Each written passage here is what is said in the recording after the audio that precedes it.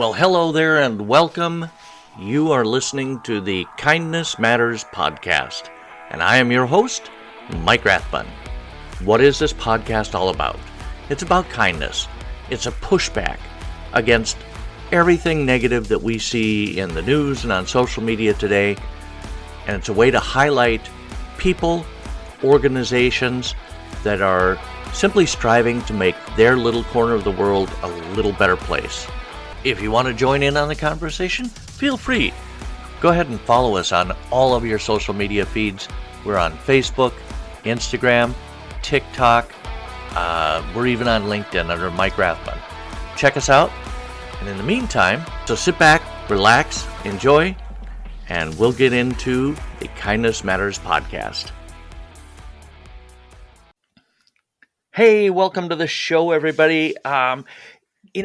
We talk about kindness on this show, but one of the things in the almost 2 years of doing this show that I haven't talked about is kindness to animals. It seems like a no-brainer kind of thing, but I think there are a lot of reasons, a lot of ways that we can be kinder, and so I found the most awesome guest to talk about this, and she's an author of a book, and she's been a pet owner for over 50 years. Over 50 years. Mm-hmm. Over 50 years. Not much though, right? No, not much. maybe a few months or so. Welcome to the show, Catherine Stillwell. Thank you. Thank you for having me. I'm looking Trixie's forward to this half an hour podcast. Yeah. Well, I try to keep it. I think they say generally that people will only pay attention and that their attention spans are only limited. I'm so glad this is an audio podcast. My cat wandering by. I think generally the assumption is that people will really only pay attention for up to 30 minutes. So That's why I chose that for this podcast. So you have been very, very active in kindness to animals and pets in general, haven't you? You've been doing this for a while. I would like to think I have been. I mean, my first pet was when I was 10 years old, and a neighbor's cat had kittens, and the neighbor gifted us a kitten, and my sister and I brought the kitten home in a shoebox and asked my mom if we could have a cat. And she said, that's fine. You got to take care of her. I'll take care of the vet bills, because we were 10 years old. And that's pretty much where it all started. Yeah. I'm not going to give the year, but it was when I was 10 years old. Okay. So, and ever since then, both my husband and I have had numerous pets in our lives growing up. Well, yeah. And I mean, you and your husband, you've been married for 37 years. Uh-huh. Right? And that's correct. So he's kind of been your partner in this whole thing. I mean, figuratively and literally. Mm-hmm.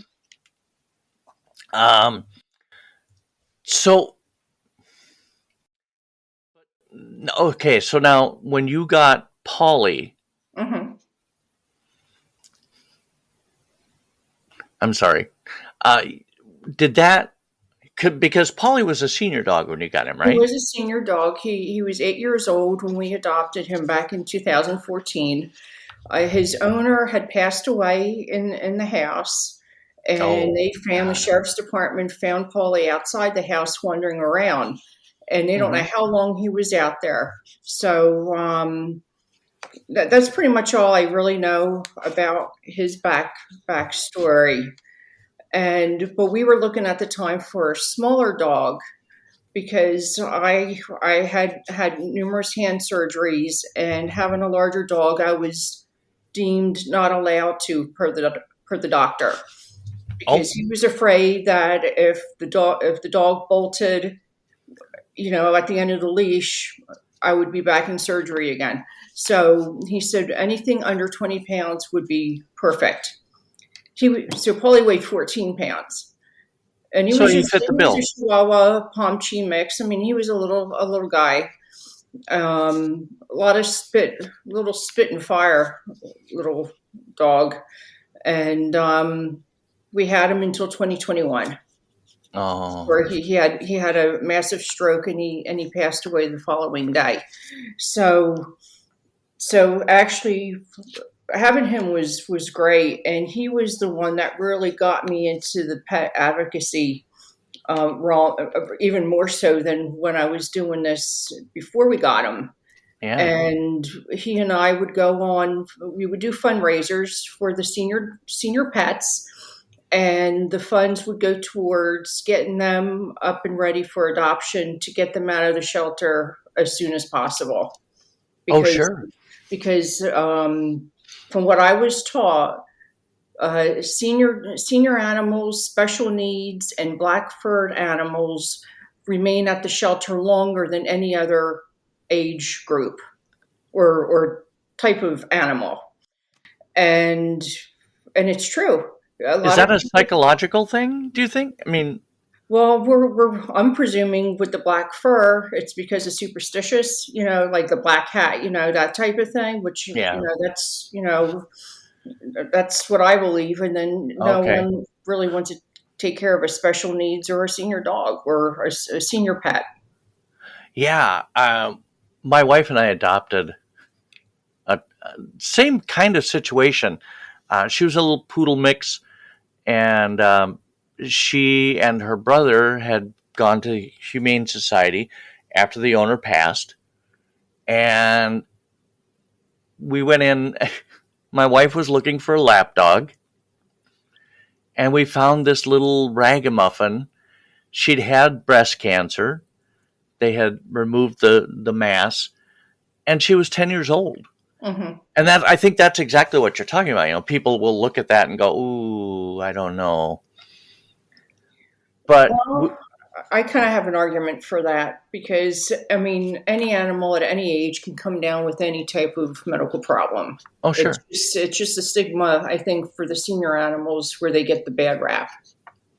yeah, yeah, for sure. And I can see that if you're looking for a family dog or something, and you're going, "Well, I don't want a dog that's only going to last me another 3 or 4 years, right?" Hmm.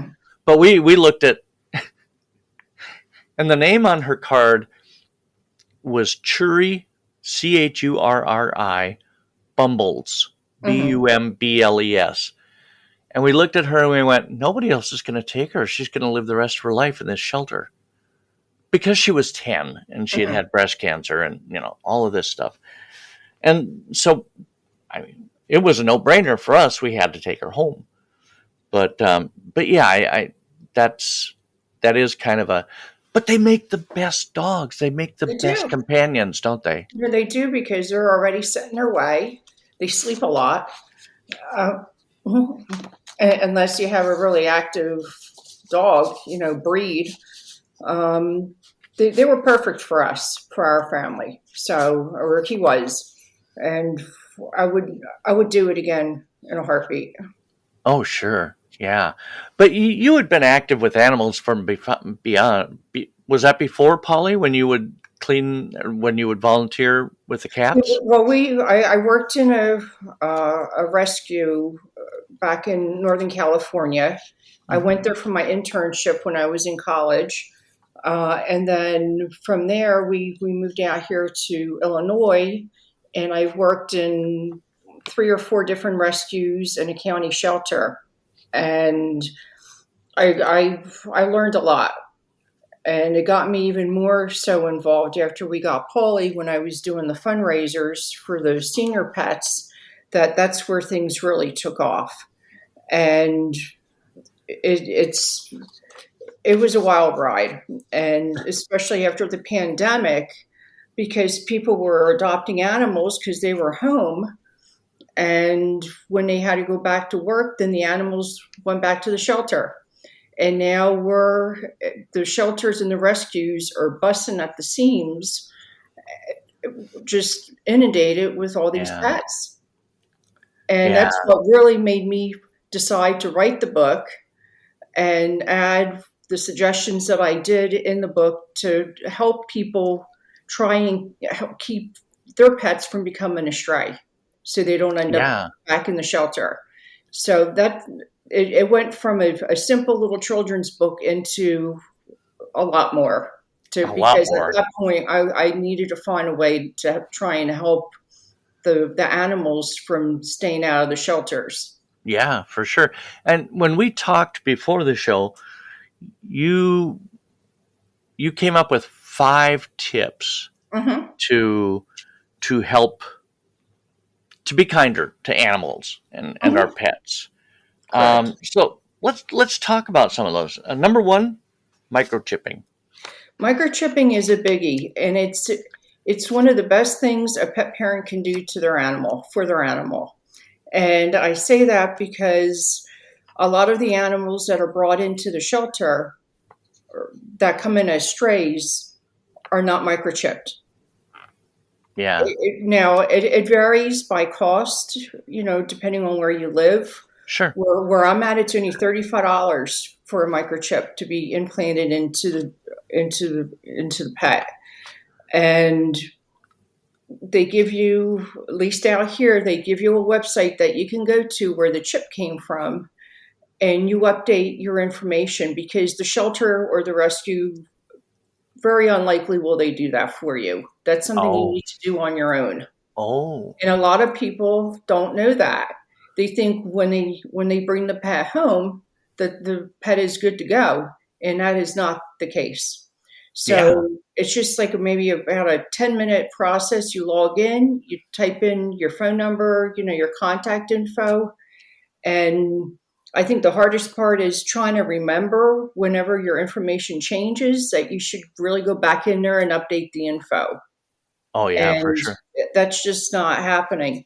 So my recommendation would be, if you're not sure if your pet is microchipped, then I would suggest going either to the I think the police department, the vet's office, or a shelter or rescue can check for the chip. And if your pet doesn't have a chip, that's the time to go get one. Right, Because if absolutely. that animal darts out of the house, as I call them, darters, or they're escape artists, and if that dog isn't microchipped, the dog is going to be probably picked up as a stray Yep. and taken to the shelter or rescue, and will never. It will be very difficult to connect the owner with the pet again. Right, for sure. That's a big one. That's a big stink bomb out here. And it's Um, such a simple thing to do, and I mean, in the scheme of caring for a pet, it's not that expensive. Yeah, and again, it varies from, now, shelters and rescues will microchip the pet automatically, and the Oh, animal is spayed and neutered before they're allowed to go out on the adoption floor. well, Now, that's if nice. you go through a breeder, I can't speak to that. So I'm pretty much in the shelter community more than I am in the breeders world. So, Fair enough. but it is very inexpensive. And when we adopted a dog in July, a 2-year-old dog in July, and the first thing I did when we came home with him is I got on the computer and I updated the microchip. And it took me maybe about 20 minutes to do it. That's And now I'm Mr. done. Brutus, is it Good. not? He's good. He's good to go. That's Brutus, right? That's Brutus. He's adorable. Yeah, he's a sweetie. So that's the biggie. That's number one. If that's the only message I can get across today, then I've done my job. So Right, for sure. Um, Number two, it's time to do your best Bob Barker impression. what do you mean? Come on, man. Wasn't Bob Barker always about the spay and neuter your Oh, the pets? spay and neuter here to control the pet population. Yeah. That's another one. A lot of people choose not to. Um, the problem is, by not having your pet neutered or spayed, it can, I'm looking at my notes real quick here. It can cause some health and behavior issues with that animal. And it would make them feel a lot more comfortable if they were, spayed or neutered than not. Oh, sure. And again, the shelters and rescues automatically do that if the animal's still intact. They will go and spay and neuter because they want to control the pet population because they're being inundated with stray animals all the time. Right. And they don't need more of those. No, so it falls on the responsibility of the pet parent to make Oh, yeah. sure that that's taken care of. Yeah. My wife's family lives on a farm out in South Dakota. Now, they don't have any animals out there, Mm-hmm. but they seem to get several litters of kittens Mm-hmm. about every spring, right? It's like that out here too with Yeah. the kitten thing. So Yeah. um, so it's really to keep the population down, and also because of the benefits of the behavior and the health issues that can come with that. Now, if you're a breeder, a responsible breeder, then they I don't again I don't know how that end of the business works. I'm thinking that maybe they don't do that in case the pet owner wants to breed the animal, but Right. just be responsible with something like that. um, I mean, I really can't stress enough on just how crowded these shelters are right now, and the dogs especially, they come down with kennel stress. And when it gets extreme, where now the animal's acting out by biting or whatever, they're going to euthanize the animal. And Ugh. it's so unfair for an animal to go through something like that because the pet owner wasn't responsible enough to get the animal microchipped.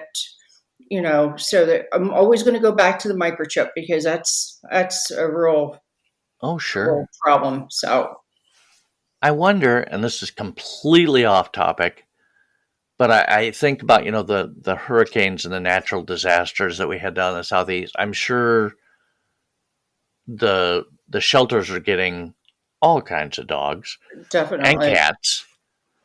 Eh, d- How I wonder how many that come in are microchipped and go back to their families. And I don't know that you know the answer to that. I'm just something that popped into my head. Because yeah, we get all kinds of them up here in Minnesota. We'll get Hmm. truckloads of cats and Hmm. dogs after something like that. Yeah, we have rescues that do those rescue missions. They drive down to the south, like, where the hurricanes were, like in Kentucky and areas that they don't have the funds to actually take care of the animals in the shelters. So they ship them out to other locations that can provide the medical care for those animals. Now, I don't know that much about the rescue end, Right. um, but I do know that I would be surprised if a lot of those animals were microchipped. I could be wrong. Yeah. Otherwise, why would they be shipping them somewhere else if the animal was microchipped and if it was updated, then they'd be able to find the owner. Yeah. Yeah. So I So don't know. I the sheer really volume of pets that are coming in would lead you to believe that they're not microchipped. correct, correct. Got it. Got it. Um, Never leave a pet outside unattended, and I'm guilty of this. I do it a lot because I'm lazy. We have an invisible fence for our dog, which is great because she never leaves the yard, but that doesn't stop anything else from coming into the yard. Correct. Well, we had our neighbor behind us before they moved had a golden retriever, and Willie, we called him Big Willie because he was Big a one. large dog, and he had the collar on for the invisible fence. Well, I think because of his weight, his size, it didn't even phase him. Oh So no. he was always wandering around the neighborhood, and it happened one too many times Oh boy. to where it was starting to be a safety issue because of the cars on the street. The dog was just Sure. wandering around down to the lake, to the pond, come home whenever, and the owners were working. They had no idea the dog was doing this. Yeah. So, but a lot of people just, and I know from around here, we have neighbors that put their dogs out in the yard and they forget about them. And the next Man. thing you hear is, oh my God, my dog is lost because the Oh, dog escaped the backyard. Now, we don't have a fenced yard in our yard. So right. when we take Brutus out, he's on a leash and we're with him all the time. Sure. So we never leave him unattended. Yeah. So, but it's because he's a hound mix too. And if he sees a squirrel, he's going to take off like Yep. nothing. So that's why we keep him on a leash. Ooh. Your story about Big Willie kind of reminded me. We had, at his heaviest, he was 110 pounds. He was a yellow lab shepherd mix. And he had the invisible fence too. And he was really, really good with it. I mean, he never breached that fence except once. Mm-hmm. And he saw a squirrel in the neighbor's yard. And he went through, and I was watching when it happened. You heard he yipped because he got the shock from going Mm-hmm. through it, right? Mm-hmm. And he immediately stopped. And he turned around and he looked back in his yard. And he's like, well, crap, now I got to go back in. Mm-hmm. And he came back in, and he took that shot coming back in, too. That was the last time he ever had any problems with the fence. But, yeah, I know. The bigger dogs, he felt it, though. He knew. And Mm-hmm. I don't like to see him in pain or, think that I caused him pain, but he knew what the fence was, and he knew what would happen if he got too close to it or crossed it. Yeah, we don't do that, and especially because we have coyotes that come around. Sure. So if you have a little dog, well, that could be Yep. lunch or dinner, So Yeah. so that's another reason why animals shouldn't be left Yeah, unattended. because wildlife is getting into it. I mean, if you think you live in the city and you're safe from coyotes or what have you, think again, right? Yeah. No, we have all kind of wildlife here, so there's just no way we could even if we had a fence and we knew the dog wouldn't run away.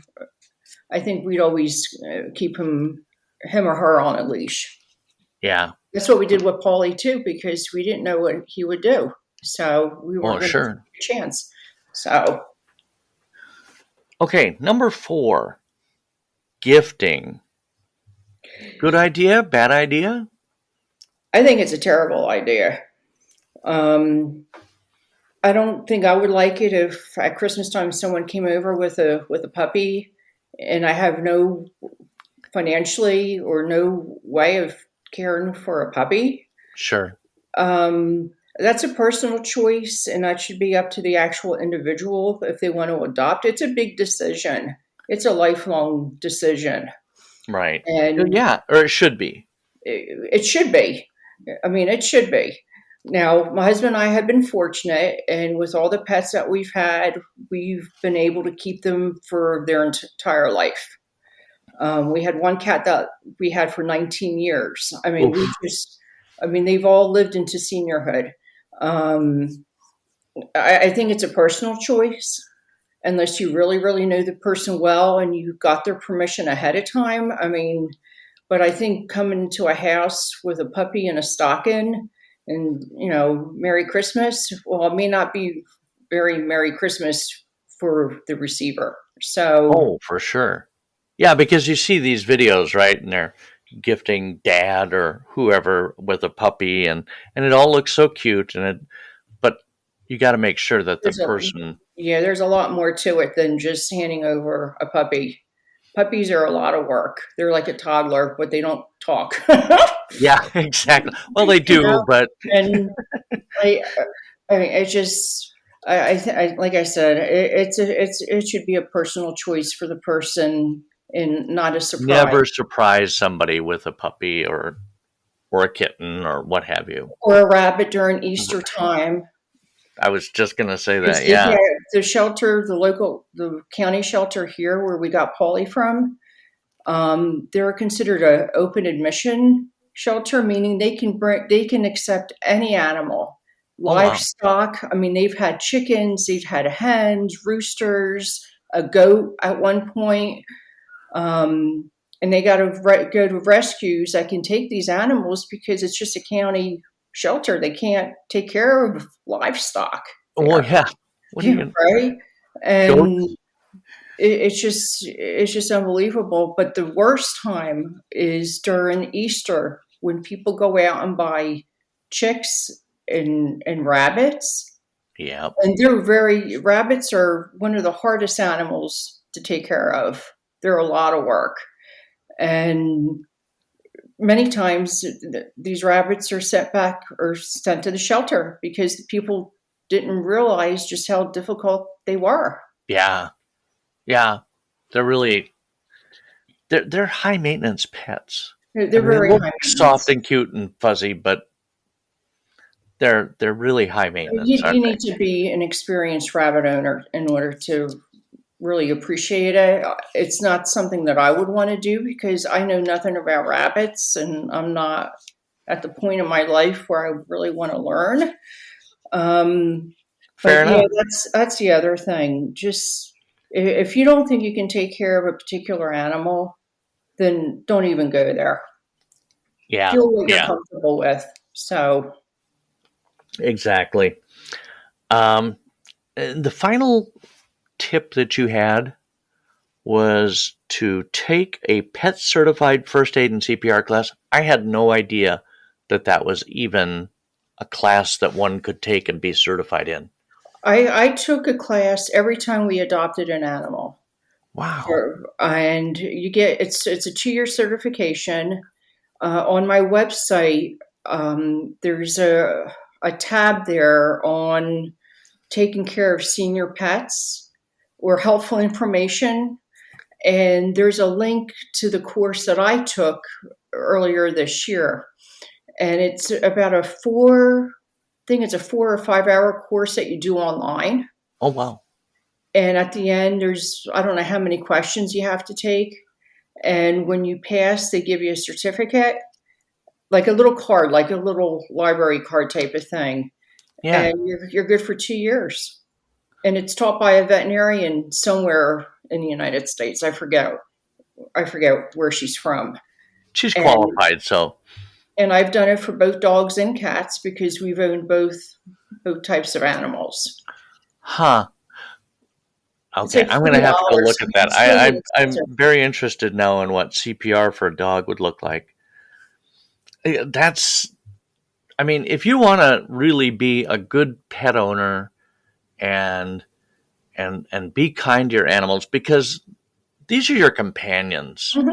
supposedly for their life at least, right? And wouldn't you want to make sure they had the most fulfilling, safe, healthy life they could? Um, so, talk to me about your book. Yeah, oh boy, Polly finds his forever home. It is a true story. It's about Paulie's adoption. Um, I had no intentions on writing a book. Actually, a community page back in 2014 that I had started on Facebook. It was just to document his life with us. It was just a fun project, and it evolved into something a lot bigger. And he had over a couple thousand followers. Oh It wow, ran from 2014 to 2021. And then I took it down because he was very ill, and I didn't want to take any more pictures of him because of his state at that time. yeah, And then 6 months later, he passed away. But it had really started at the community page, and then I wrote a poem called Paulie's Journey, and that was the name of the Facebook page. And then after that, I started doing blogging about the adventures that we went on, and the followers on the community page read the poem. It struck a chord, and they said, "You got to write a book about this. Maybe you can do a series of books or whatever." yeah. Well, I was able to finish this one book, and it's on his adoption.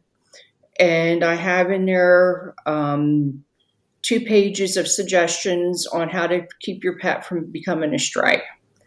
Nice. Because during that time was when all these animals were being surrendered after the pandemic, and I wanted to be part of the solution and try to educate pet owners, new pet owners, or existing pet owners, on how they can keep their pets safe from ending up in the shelter.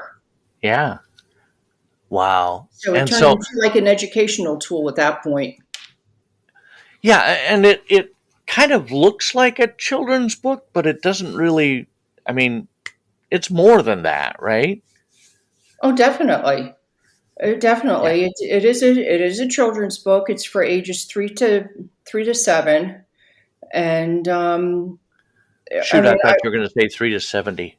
no, yeah, well, it's really for anybody who likes senior animals or animals in general. Sure. But I decided while I was writing the book, and all this stuff was going on at the shelters with these animals being brought in or euthanized or whatever the case was, it's like, no, I got to do something more with this book. And that's what made me write the 2 pages of suggestions to help others not fall into that situation, because there's nothing worse than losing a pet. And no, you're right. It's a terrible thing. I've seen people that have never gotten their pets back for whatever reason. It's sad. And I wanted to be part of the solution. So that's how those pages got in there. Fantastic. And the book is, well, we already said Polly Finds His Forever Home. You'll be able to find it on Amazon. And can you buy it through the website? You can. I have the link. I have a QR code and the link on my website. Okay. Amazon, Barnes and Noble, Walmart. You just, most online bookstores should have it. And the website is senior-dogs-rock.com. We will have a link for that in the show notes, as well as an Amazon link for the book as well. Catherine, so much. I thank you. Oh, I thank you. No, I appreciate it. I was looking forward to this because, I look at the shelter page all the time and I see all these animals being brought in and I'm thinking, oh man, and it's definitely not getting better. Yeah. It's just an influx of just animals being brought in all the time. And yeah. I had to do something about it. Oh, I hope this helps. I'm sure it will. Yeah, I do too. All right. Thank you so much for stopping by today and chatting with me. I really appreciate it. Again, we'll have all of your links in the show notes. That sounds great, Mike. I appreciate it. I want to thank you for taking this time to listen to this episode with my guest, Catherine Stillwell. I hope that you're able to take something positive from the time that you spent here today. Maybe you'll be inspired. Maybe you'll be motivated. Maybe you'll be moved. If you experienced any of those positive feelings, please consider sharing this podcast with your friends and family. Also, feel free to follow us on our socials like Facebook, Instagram, LinkedIn, and TikTok. This podcast is part of the Mayday Media Network. If you have an idea for a podcast and need some production assistance, or have a podcast and are looking for a supportive network to join, check out MaydayMediaNetwork.com and check out the many different shows like Afrocentric, Spoil My Movie, Generation Mixtape, In a Pickle Radio Show, Wake Up and Dream with D. Anthony Palin, and Stacks Opaques. We will be back again next week with a new episode, and we would be honored if you would join us. You've been listening to the Kindness Matters podcast. I am your host, Mike Rathbun. Have a fantastic week.